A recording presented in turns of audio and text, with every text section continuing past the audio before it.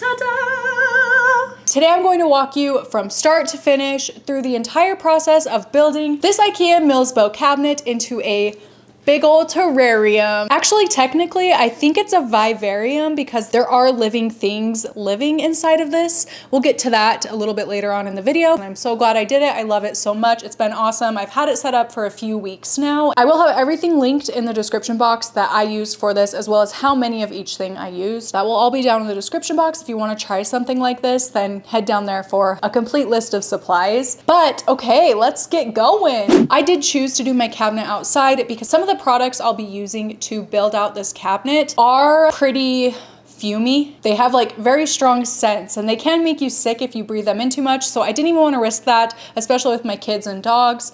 So I just brought it outside, laid out a tarp, put it on the tarp, and I'll be doing all this outside. So then that way I can let the products completely dry and really just give them as long as they need and it won't be in my way in my household. So yes, I brought it outside. Very first, it's important to clean this puppy out. So I took all the pieces out, completely cleaned it, made sure there was no dust so that the spray foam and all of that stuff I'll be using sticks very well. I actually did decide to take out the side glass panels and I spray painted them black. We'll get into it a little bit later, but I did run into an issue with this. Had I not made this one mistake, it would have worked out perfectly. Anyway, I did spray paint one side of each of the glass panels. I wanted it to feel a little more immersive. I personally feel if you do like the full sides, it's more immersive as opposed to having like clear glass panels on the side that you can see through. You can see it's just like a cabinet. I didn't want you to be able to see these spray foam I use in a later step through the glass panels because it's just not a very cute look. Stay with me. Okay. At the time I thought I was being brilliant. I put them in so that the paint side was inside of the cabinet because I didn't want to have to worry about the paint getting scratched if it was sitting on the outside of the cabinet. You get what I'm saying? So like the outside of the cabinet was glass and then there was paint and then there was the spray foam. Well, that ended up not working very well later on, but just something to know, I did put it paint side in. 10 out of 10, do not recommend doing that. If you decide to do the sides like I did, put it paint side out. It's not worth it. I went in with silicone. I put it in this, I don't know what this tool is called. I put it in this thing and squeezed it out onto all of the cracks and crevices, really any corners, anywhere there's a crack or even the potential for any like humidity leakage, moisture leakage, airflow, any of that. I covered it very, very well with the silicone. For this step, I used about 1.5 bottles of the silicone and I just made sure to coat it very, very well because I do not want to end up with leakage of any sort. Didn't even make sure it looked nice or anything because I'd be covering it up in a later step. So I just really globbed it on there. You do have to let this cure. Depending on the brand you use, it may be a little bit different. So just make sure you're following the instructions like to a T to let it completely cure before you move on to the next step. Otherwise you may end up with like leakage problems. I wanted something in the front of the cabinet here. I don't even know if you'll be able to see it. Yeah, right here you can see. So I did just stick one of the shelves inside sideways and I ended up siliconing it into place. So I just held it in place, added silicone to both the front and the back of the glass piece on all of the edges so that it would hold itself in place and also be water resistant. I wanted to have a thicker layer of substrate at the base of the cabinet so that I could grow plants with like deeper root systems down here. And it did come in very handy. I'm super glad I did that. Otherwise this would be just such a mess. It also helps contain the critters I added into here. So I think I'm really glad I went that route. I was considering not, and I'm glad I did. Once the silicone was completely cured, okay, let me tell you, the insulation foam is like really, really fun. But the worst part of this entire process, literally from start to finish, was spraying the freaking cans of foam, because if you don't spray it enough, it just does not like puff up like it's supposed to. So I did run into that issue a lot. I used about 12 cans of this. There was a lot. You have to like really vigorously shake each of the cans for at least 1 minute, it says, for it to work properly. My arms were tired. I was just so tired from doing this. You have to shake it vigorously according to the instructions. And I shook it vigorously, but it took all of my might, all of my strength. Like truthfully, that was the worst part of this whole thing. Okay, that's such a small thing that really, really sucked that I was not expecting. I did put a pretty thin layer onto the back of the cabinet. Each side of the cabinet I made sure it was laying on that side. So when I did the back, I made sure the back was flat on the ground. Once that was a little bit dried for After like 15 minutes, I turned it to one side and added a layer to the one side, and then the same on the other side, because I found that if I tried to just build it up from the back up the sides, it just kind of fell down. Like it wasn't really sticking that well. This seemed to solve the problem. Anyway, once I had the first initial just like base layer of foam laid out, here's where I went a little bit wrong and a little bit right. Okay, so you can learn from my mistakes. So remember when I repeatedly said that I put the spray painted side of the glass on the inside? Well, it ended up when the foam was drying, it like clung to the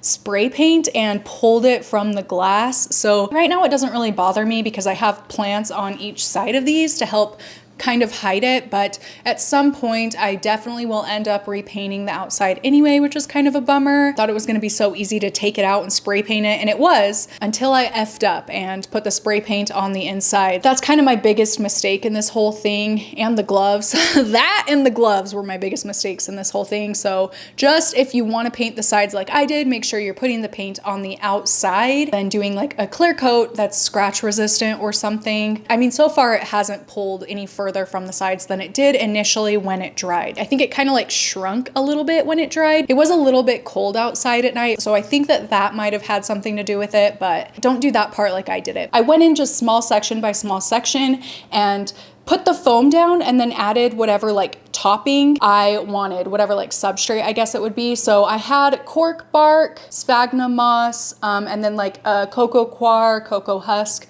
mix type thing. What was the other moss I had? Mood moss and sheet moss. Just would do a little layer of it, of the foam, and then press on whatever I was using. It did work. It worked okay. The moss sheets stuck on very well, and the like cork pieces stuck on very well. The moss and the coco coir like substrate stuff didn't stick the super best, but I ended up liking it. I think maybe the issue I was having with the sphagnum moss is I did dampen the moss, so it just wasn't sticking super well. So I just kind of went over sections. Once I had it all on, or so I thought, I did end up standing the cabinet up, and when I stood it up, everything, well, not everything, but a lot of the moss, and especially the moss and the coco coir, like I said, the other two things stayed on pretty well, but those two things did fall off quite a bit. Oh gosh, a lot of it didn't stick. So I just kind of went around and did touch-ups with the spray foam. I also, with that other half bottle of silicone I didn't use previously, to like touch up some spots. I mostly touched up spots with the sphagnum moss because I actually really like the way the sections, like right here, oh, it's barely off screen right here, you can kind of see it.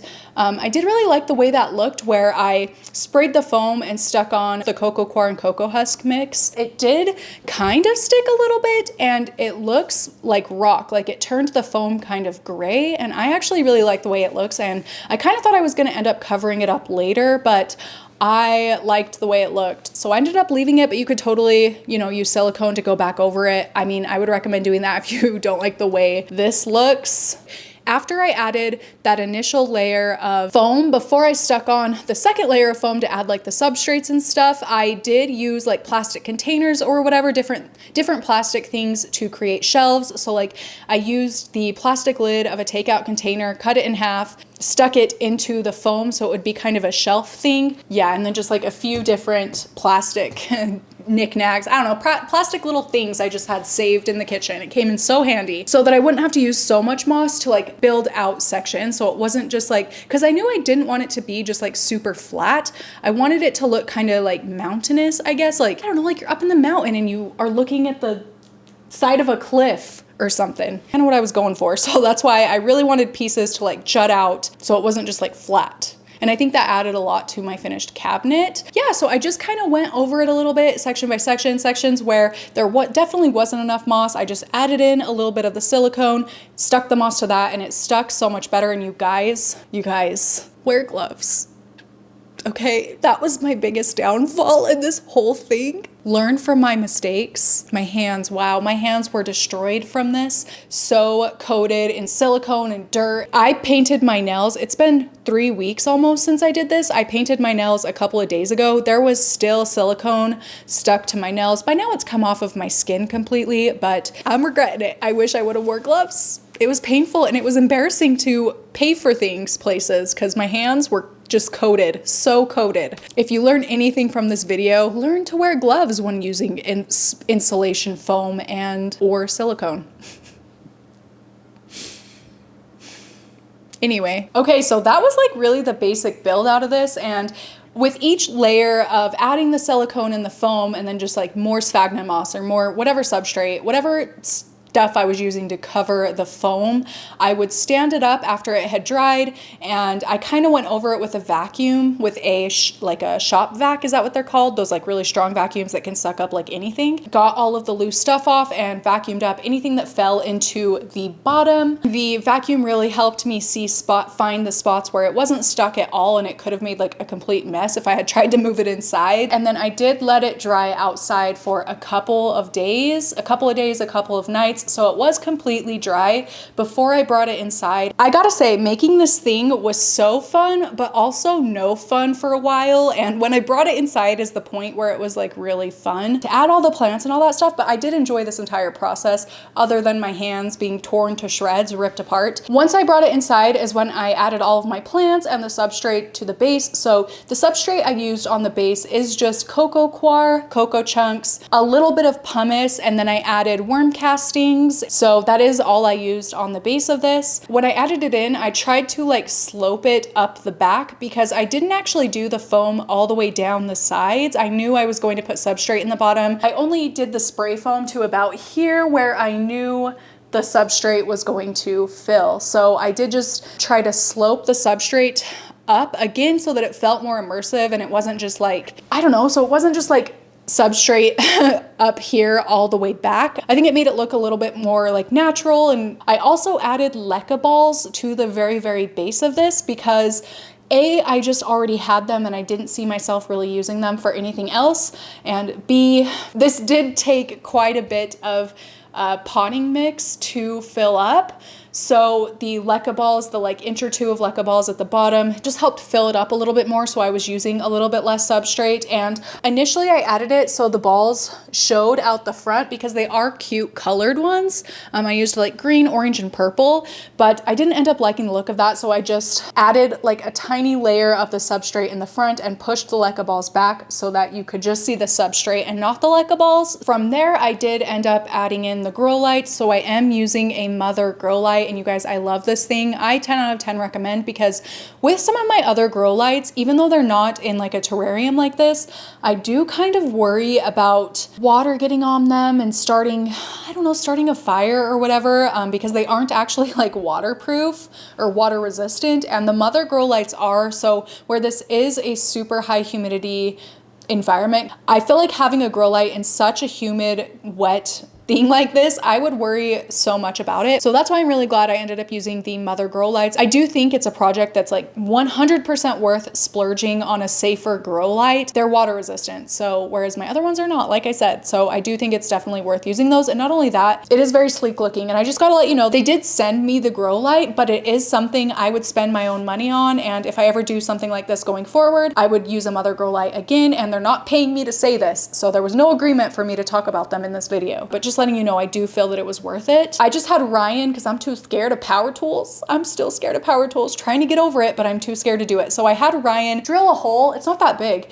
but just enough so that the cord could fit through. And I used a mother mounting kit, and then I used Velcro 3M strips. For some reason, I tried to use regular 3M strips to stick the mount just straight to the top of the cabinet, and it kept falling off. So I don't know why, the Velcro just seemed to work better than the regular 3M strips. Yeah, once the light was in is when I went ahead and added all my plants. But actually, I'm gonna show you my favorite part of this whole thing, and something small that I feel like made like such a huge difference in the look of my cabinet. And it is this piece of wood down here. The day I built this, I had dropped my kids off to my parents' house to babysit them, because it's kind of something I couldn't like do and watch my kids. So thanks, Mom and Dad, for watching the boys. While I was there, I was talking about how I was trying to find like a cool piece of driftwood, or I don't know, just some like gnarly wood to add into here. Why is cool wood like that like so expensive? I looked at all the pet stores, I looked everywhere, but all the cool pieces of wood were just so expensive. Anyway, I was telling my parents about that, and my dad, I wish I had been filming, they have like this stump in the backyard that they cut the tree down like years and years ago when I was a kid. He just walked over to it and like ripped a piece of it off and said, would this work?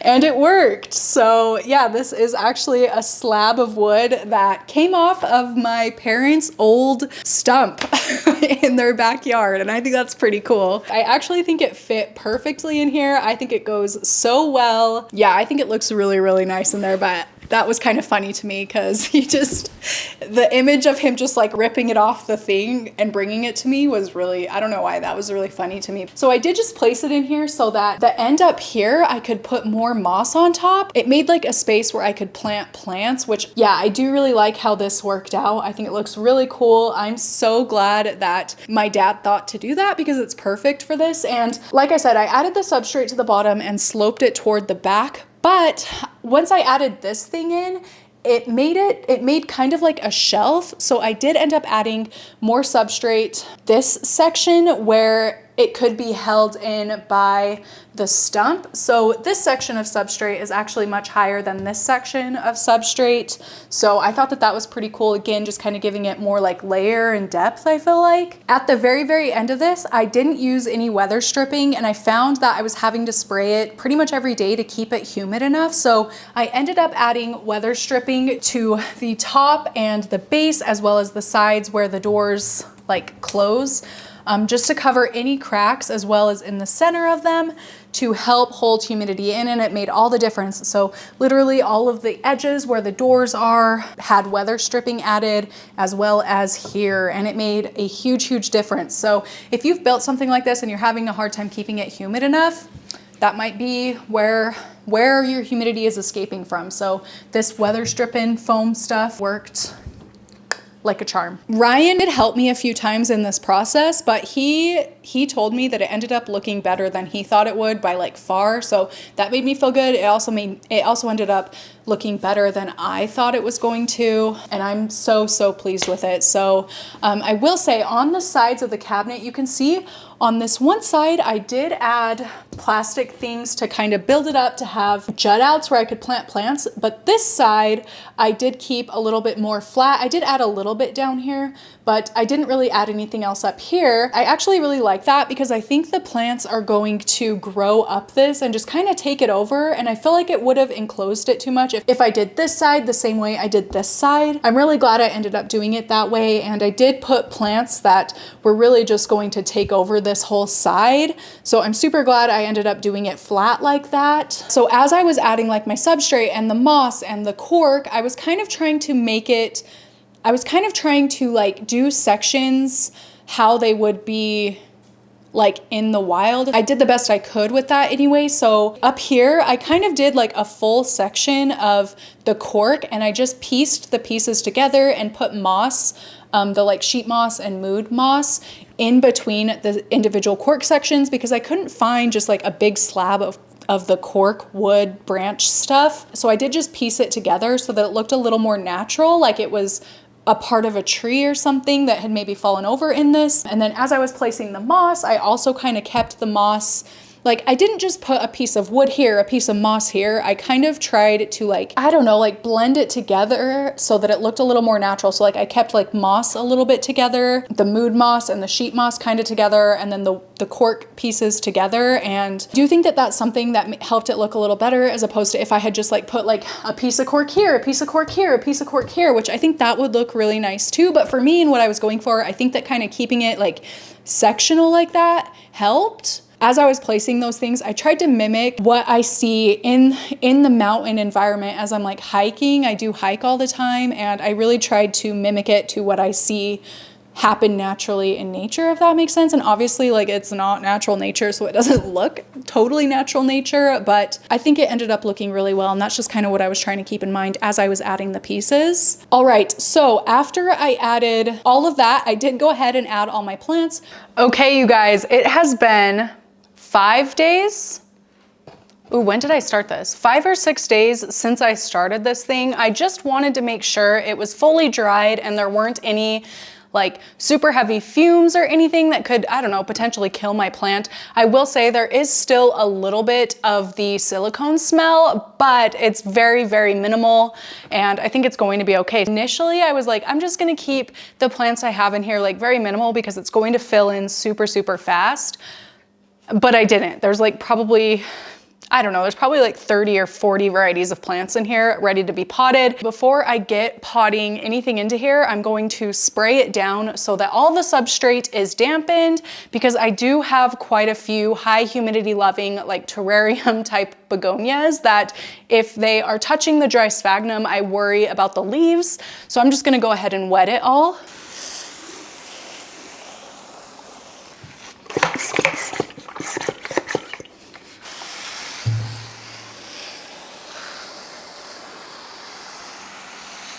To secure some of the plants in there, not all of them are going to need this, I will be cutting off pieces of this wire. It's like super bendable. It's going to help secure them in place. So what I'm going to be doing is I have a tote of dirty moss down here, and I'm just going to be putting some of this moss around the roots to kind of hide them and give them some cover from the grow light. And I'm just gonna find, I think I wanna put this one like right, well, it's hard because this one is leaning a little bit to the side.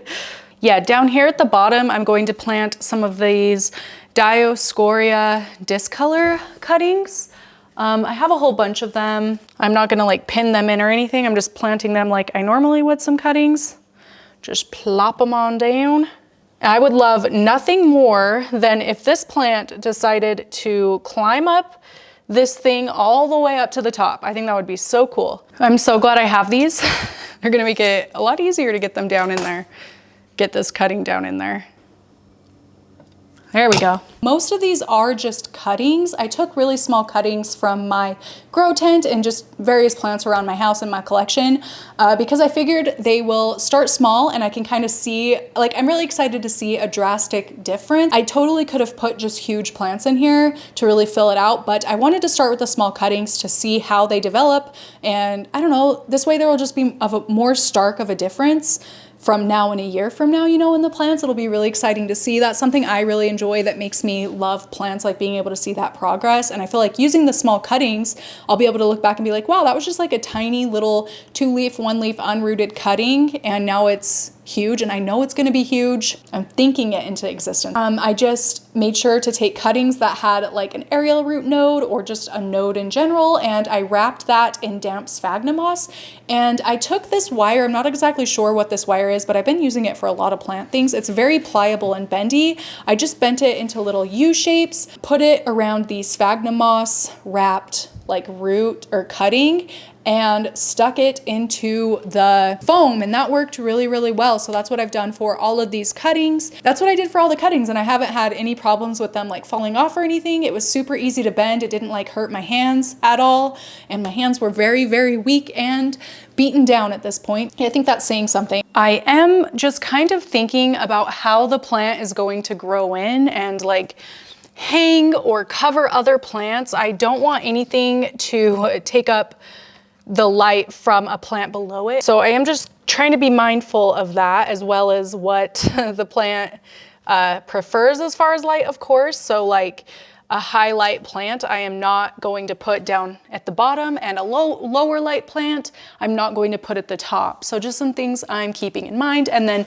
plants that hang, such as the Selaginella, I'm putting further like into a pocket so that it most likely won't, and where the leaves are so small, it's like such a delicate plant, it's most likely not going to block too much of the light from these plants below it. And then the last thing I've done, most recent to building this, is I've actually added isopods to help keep it clean in there. So I did order the dairy cow, I think they're called dairy cow isopods, and then also 15 or 20 of the zebra isopods. So they're so cute. I've seen them crawling around in there. I love them. I'm glad I ended up adding them. I think it's just a great little bonus thing. If you're looking really close to this and you see one of them moving around, you're like, that's so cute. It's like so realistic. I think it's so fun.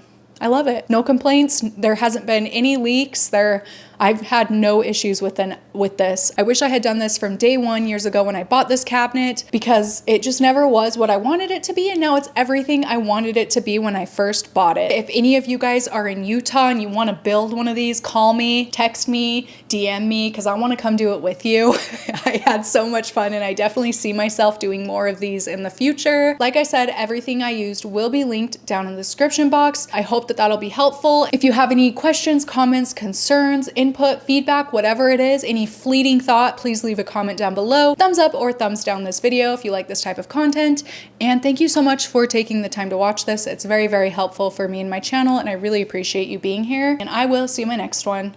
Bye! You see that little smudge right there? That smudge is from me kneeling here. That's disgusting. It's from me kneeling here, sticking my face in there to try to see the plants. And same with that smudge. This is how that happened.